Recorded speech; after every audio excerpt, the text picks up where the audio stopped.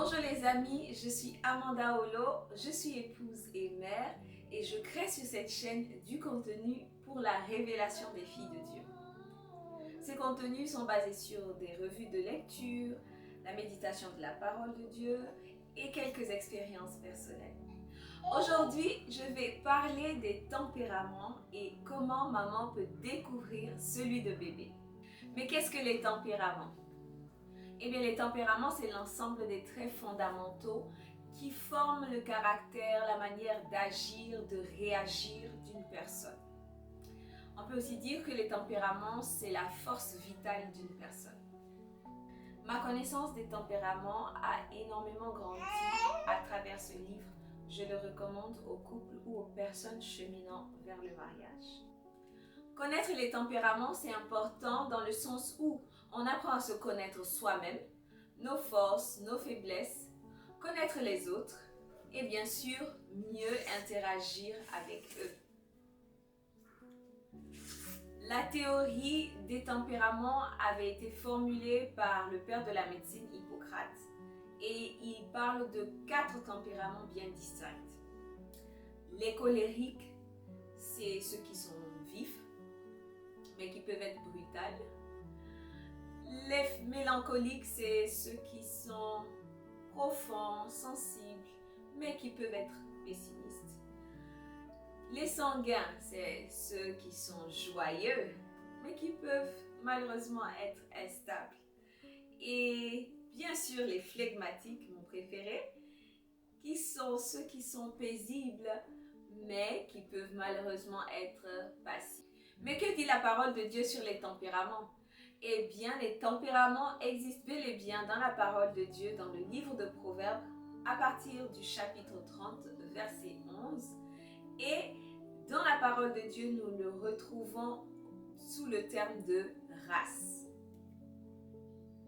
Dans le verset 11, par exemple, on nous parle de ceux qui ne bénissent pas leur mère et qui maudissent leur père. Eh bien, nous allons voir que dans ce passage, Dieu nous met en garde sur les côtés négatifs de ces tempéraments ou bien de ces races, afin que nous puissions effectivement travailler là-dessus. Donc, connaître ces tempéraments, ce n'est pas juste s'accepter ou se dire « je suis comme ça », mais c'est surtout relever le défi et décider de combattre ces côtés négatifs.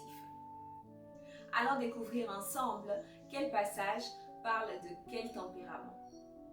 Mais avant qu'on y arrive, as-tu déjà identifié lequel des tempéraments te correspond?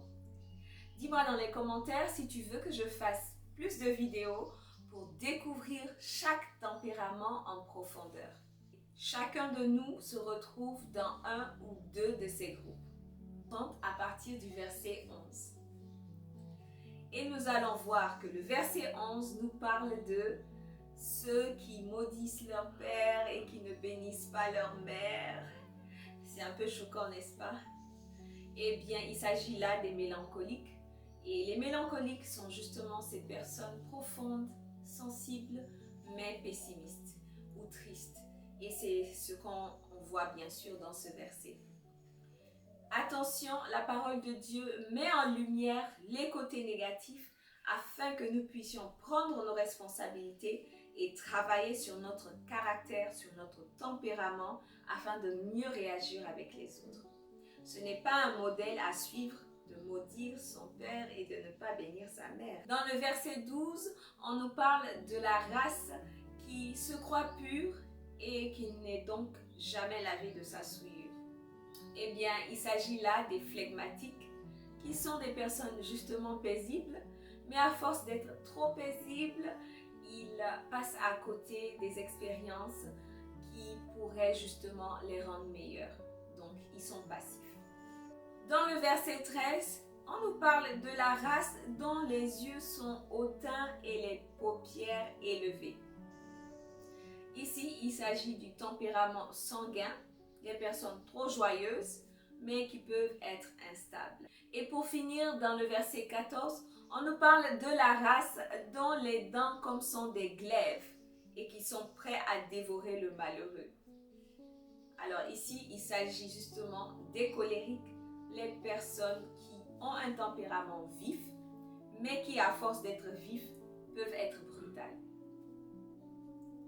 Notons que dans la parole de Dieu, nous retrouvons les parties négatives de ces 4 tempéraments, notamment dans le chapitre 30 de Proverbes, et que cela nous renvoie justement à la responsabilité que nous avons de travailler sur notre caractère afin de mieux interagir avec notre milieu extérieur. Comme je l'ai dit au début, connaître ses tempéraments, c'est se connaître soi-même, ses forces. Être vif, c'est une qualité. Être sensible et profond, c'est aussi bien. Mais à force, n'arrivons pas à l'extrême de manifester de la brutalité ou bien d'être un peu trop dépressif à force d'être profond. Eh bien, je te challenge à travailler ces côtés négatifs et à être la meilleure version de toi. Nous tirons à la fin de la vidéo et je vais donc dire comment est-ce que maman peut découvrir les tempéraments de bébé. Alors, avant d'en arriver là, j'aimerais partager un passage dans le livre de Jérémie qui nous dit, dans le chapitre 1, verset 5, « Avant que je ne t'eusse formé dans le ventre de ta mère, je te connaissais. » Notre Père qui nous dit qu'il nous connaissait avant même que nous ne soyons formés dans le ventre de notre mère. Ce qui veut dire que justement nos tempéraments, notre force vitale était connue de Dieu. Tu étais connu de Dieu. Maman peut détecter le tempérament de bébé déjà dans le ventre, pendant la grossesse, à travers les mouvements, sa manière de réagir à certaines situations externes, le son, le bruit, les coups qu'il donne.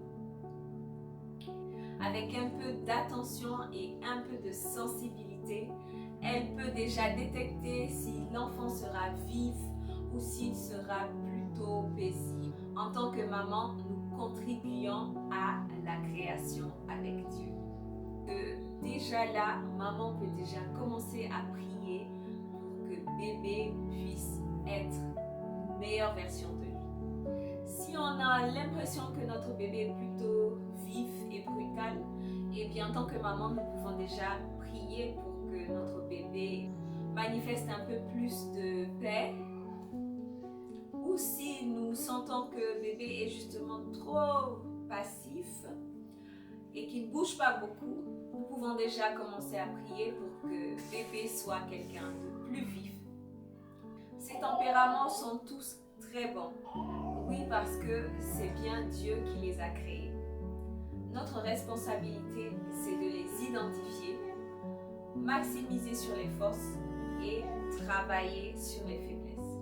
Je te dis merci d'avoir suivi cette vidéo jusqu'au bout. Shalom et à bientôt pour une nouvelle vidéo.